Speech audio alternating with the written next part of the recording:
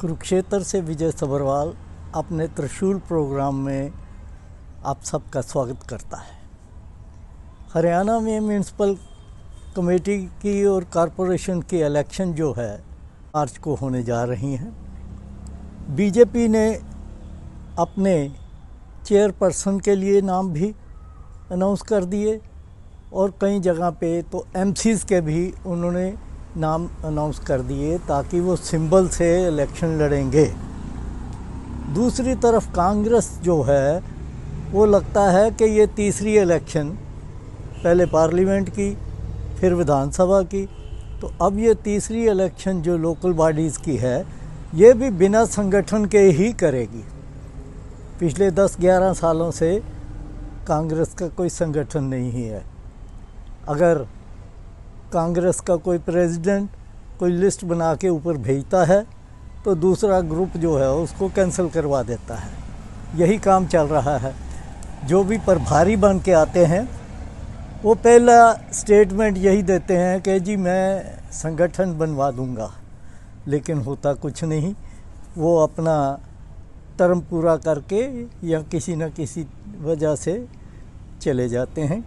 जैसे दीपक बावरिया जी गए, कल कांग्रेस हाईकमांड ने हरिप्रसाद जी को लगा दिया हरियाणा का प्रभारी।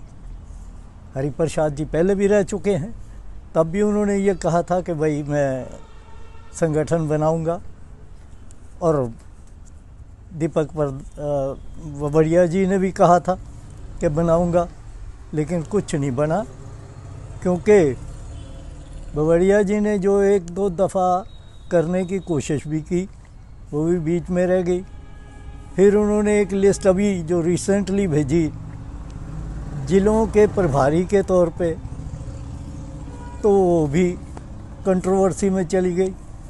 इससे पहले कुमारी शैलजा ने उनके ऊपर इल्ज़ाम ही लगा दिया कि भाई ये तो जो भी कोई स्टेप लेते हैं वो सिर्फ भूपेंद्र सिंह हुड्डा जी की वजह से उनके हित में लेते हैं, तो इसलिए हमें कोई इन द्वारा बनाई हुई लिस्ट के ऊपर विश्वास नहीं है। तो अब इन हालात में आप समझ सकते हैं कि पार्लियामेंट की इलेक्शन में कैसे सीटें कांग्रेस ने गंवाई, और फिर उसके बाद विधानसभा में ये जो बीच की आपस की लड़ाइयाँ हैं वो अभी तक कुछ भी उसके ऊपर कंट्रोल नहीं हो पाया।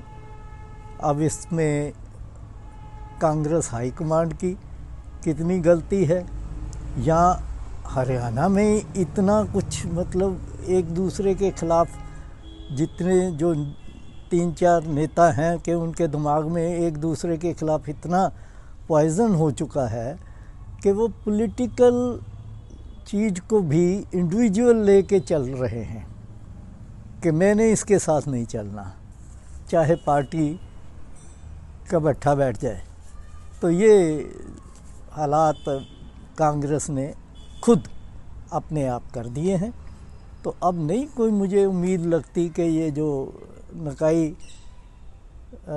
इलेक्शन हो रहे हैं इसमें भी वो कुछ कर पाएंगे। और जिस प्रकार से हरियाणा के बीजेपी के चीफ मिनिस्टर जो इस समय नैब सिंह जी हैं, सैनी, उन्होंने तो कह ही दिया कि भाई ये डबल सरकार नहीं, अब ये ट्रिपल सरकार होगी, कि जो निकायों के भी, जो म्यूनसिपल कमेटी कॉरपोरेशंस के भी पूरा कंट्रोल जो है वो बीजेपी का होगा। अब बीजेपी ने अपनी सारी लिस्टें एमसीज़ की भी रिलीज़ कर रखी हैं, सिंगल पे उन्होंने अपने निशान पे इलेक्शन लड़ने के लिए, जबकि कांग्रेस का भी कुछ पता नहीं।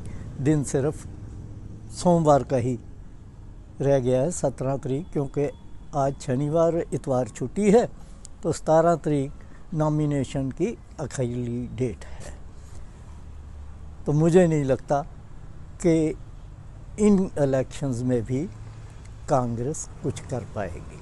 तो आज इतना ही, फिर मिलेंगे। मेरे प्रोग्राम को सब्सक्राइब ज़रूर करें, लाइक क्लिक करें और इसको शेयर भी करें। आप सबका धन्यवाद।